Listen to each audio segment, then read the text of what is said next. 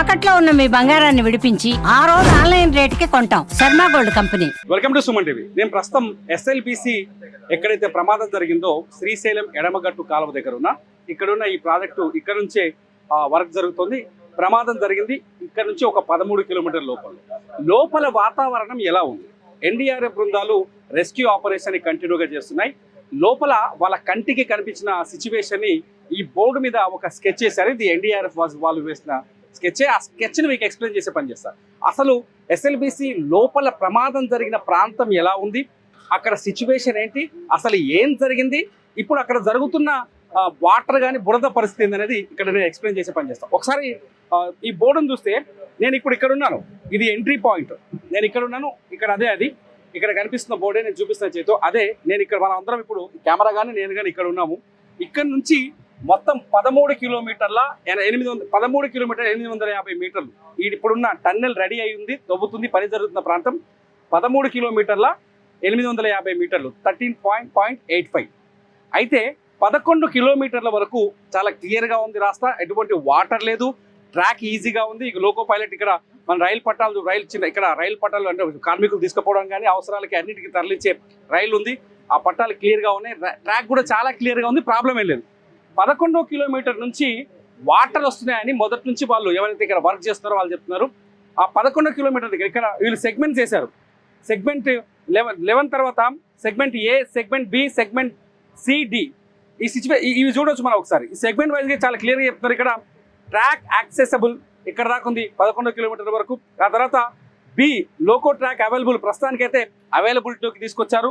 ఆ సి తర్వాత broken TBM between 13.6 and 13.650 మధ్య ఇక్కడ ఈ 50 మీటర్లు. ఈ సిచ్యువేషన్ మనం చూడొచ్చు. ఒకసారి నేను జూమ్ చేస్తే మైపాల్ టీబీఎం అంటే ఇదే టన్నెల్ బోరింగ్ మిషన్. ఈ టీబీఎం నుంచి ఎండ్ పాయింట్ ఎంత ఉందంటే 600 మీటర్లు ఉంది పూర్తిగా. ఇది చాలా అర్థం చేసుకోవాల్సిన పాయింట్. ప్రమాదం జరిగిన ప్రాంతం కూడా ఇదే. ఈ టీబీఎం కూడా ఇప్పుడు మట్టిలో కూరుకుపోయి ఉంది. ఎక్కడ జరిగింది? ఈ టీబీఎం నుంచి 600 మీటర్ల బ్యాక్ సైడ్ ఇప్పుడు స్లైడ్ వచ్చింది, మట్టి కూలిపోయింది. ఇక్కడ నుంచి ఇంతవరకు ఇప్పుడు ఈ టన్నెల్ పూర్తయిందన్నమాట. ఇక్కడ నుంచి ఈ టీబీఎం దగ్గర మట్టి కూరుకుపోయింది. ఈ కూరుకుపోయిన మట్టి ఇక్కడ చూస్తే ఈ 40 మీటర్ల విషయంలో మొత్తం పైదాకా మట్టి పెరిగిపోయి కనిపిస్తుంది. ఇంకొక 50 మీటర్ల వరకు ఒక ఫ్లో లాగా కనిపిస్తుంది. ఇందులోంచి వరద వస్తుంది, వాటర్ వస్తుంది. ఈ 600 మీటర్ల మధ్యనే ఈ చిక్కుకుపోయిన 8 మంది చిక్కుకుపోయారు. ఈ 8 మంది ఉన్న ప్రదేశం ఈ 600 మీటర్లే. ఈ 600 మీటర్లలో వాళ్ళు ఎక్కడున్నారని వెతికే ఆపరేషనే ఈ ఆపరేషన్ అంతా. ఎన్డీఆర్ఎఫ్ కావచ్చు, లేకపోతే బయట నుంచి వచ్చిన నేవీ టీం కావచ్చు, లేకపోతే ఆర్మీ టీం కావచ్చు, లేకపోతే ర్యాట్ హోల్ మైనర్స్ అని తీసుకొచ్చారు వాళ్ళు కావచ్చు, ఎస్డీఆర్ఎఫ్ కావచ్చు, ఇక్కడ ఉన్న బలగాలన్నీ పనిచేస్తుంది. ఈ 600 మీటర్లలో ఉన్న ఆ 8 మందిని ఎలా బయటికి తీసుకురావాలని. అలా తీసుకురావడానికి అతిపెద్ద సమస్య ఏమవుతుందంటే బురద కూరుకుపోవడం. ఇక్కడ ఏదైతే టీబీఎం ఉంది కదా, ఇక్కడ ఈ టీబీఎం టన్నెల్ బోరింగ్ మిషన్ ఉంది కదా, ఈ మిషన్ బ్యాక్ సైడ్ ఇదంతా మట్టి అంతా కూరుకుపోయింది. ఇక్కడ చూడండి, ఇది వెంటిలేషన్ ట్యూబ్. ఇది మనం అక్కడ చూస్తున్నాం. అక్కడ సౌండ్ పైప్ ఇక్కడ నుంచి వచ్చింది. ఈ పైప్ ఇక్కడ నుంచి స్టార్ట్ అయింది. ఈ వెంటిలేషన్ ట్యూబ్ ద్వారా పనిచేసే వాళ్ళకి అక్కడ వెదర్ని అనుకూలంగా చేసే ట్యూబ్ ఇది. అయితే ఈ ట్యూబ్ కూడా ఇక్కడ మలిగిపోయింది. అంటే మొత్తం ఇదంతా బ్లాక్ అయిపోయింది. ప్రస్తుతానికైతే మనం చెప్పుకోవాల్సింది ఏంటంటే ఇదంతా బ్లాక్ అయిపోయింది. ఆ 8 మంది ఇందులోనే ఉన్నారు. గడిచిన 4 రోజులుగా శనివారం నుంచి ఇవాళ వరకు ఇందులోనే ఉన్నారు.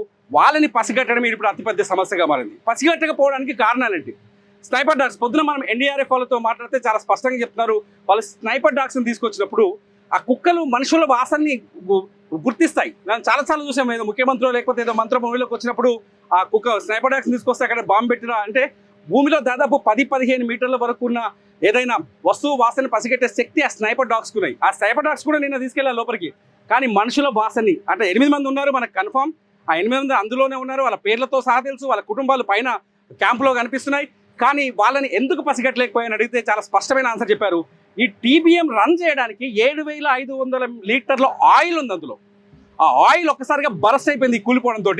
ఆ ఆయిల్ ఈ మనుషుల వాసనకి మధ్య అవాంతరంగా మారుతుంది. సో అక్కడ స్నైపర్ డాగ్స్ వర్కౌట్ కాలేకపోయారు. ఇక మిగిలిందంతా ర్యాట్. ఇప్పుడు ఈ ర్యాట్ మ్యాన్ హోల్ టీం ఏం చేస్తుంది అనేది అతిపెద్ద ప్రశ్నగా మారింది. ఫైనల్గా ఎన్డీఆర్ఎఫ్ మాత్రం ఇక్కడ నిరంతరంగా నిర్వాధికంగా ఆపరేషన్ కొనసాగుతుంది. ప్రస్తుతానికి ఆల్రెడీ టీమ్స్ లోపలికి వెళ్ళాయి, మళ్ళీ వర్క్ స్టార్ట్ చేశారు. ఇక్కడ మంత్రి జూపల్లి కృష్ణారావు కూడా ఇక్కడ నుంచి దాదాపు 13 కిలోమీటర్ 11-12 కిలోమీటర్ల వరకు వెళ్ళొచ్చాడు ఆయన నిన్న. ఎన్డీఆర్ఎఫ్ బృందాలు చెప్తున్నా మేము ఇక్కడ దాకా రీచ్ అయ్యాం ఆల్మోస్ట్ ఆల్, కానీ అక్కడ వే లేదు, అక్కడ మనుషుల్ని రెస్క్యూ చేసే పరిస్థితి లేదు, మనుషుల్ని గుర్తుపట్టే పరిస్థితి లేదు, బురద మడుగ్గా ఉంది.